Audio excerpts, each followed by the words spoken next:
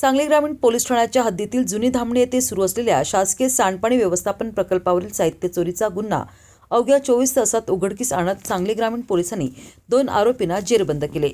आरोपींकडून चोरीस गेलेले साहित्य तसेच गुन्ह्यात वापरलेली मोटारसायकल असा एकूण 65,000चा मुद्देमाल जप्त करण्यात आला आहे। या प्रकरणात अक्षय अनिल कोळी वय 30 आणि अनिल मारुती कोळी वय 43 दोघे राहणार ग्रामपंचायतीजवळ जुनी धामणी तालुका मिरज जिल्हा सांगली यांना ताब्यात घेण्यात आले आहे। जुनी धामणी येथे संजीवनी फार्म हाऊसच्या पाठीमागे शासकीय सांडपाणी व्यवस्थापन प्रकल्पाचे काम सुरू असून तेथून पाणी उपसा करण्याचा पंप, 2 पांढऱ्या रंगाचे फोल्डिंग पाईप आणि लोखंडी सळ्यांचा बंडल अज्ञात चोरट्यांनी लंपास केला होता।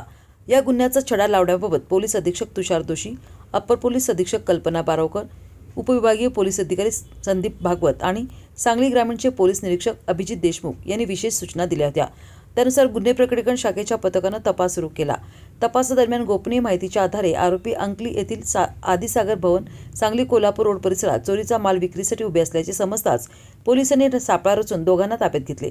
चौकशीत आरोपींनी गुन्ह्याची कबुली देत चोरीस गेलेले साहित्य पोलिसांच्या ताब्यात दिले।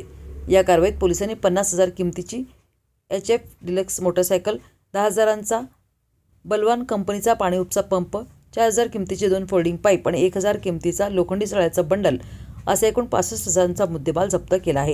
ही कारवाई पोलीस निरीक्षक अभिजित देशमुख यांच्या मार्गदर्शनाखाली गुन्हे प्रकटीकरण शाखेचे सहाय्यक पोलीस फौजदार Meghraj Rupnar, Arun Avatade, police head constable Bandu Pawar तसेच अभिजित पाटील आणि शेखर पवार यांनी केली।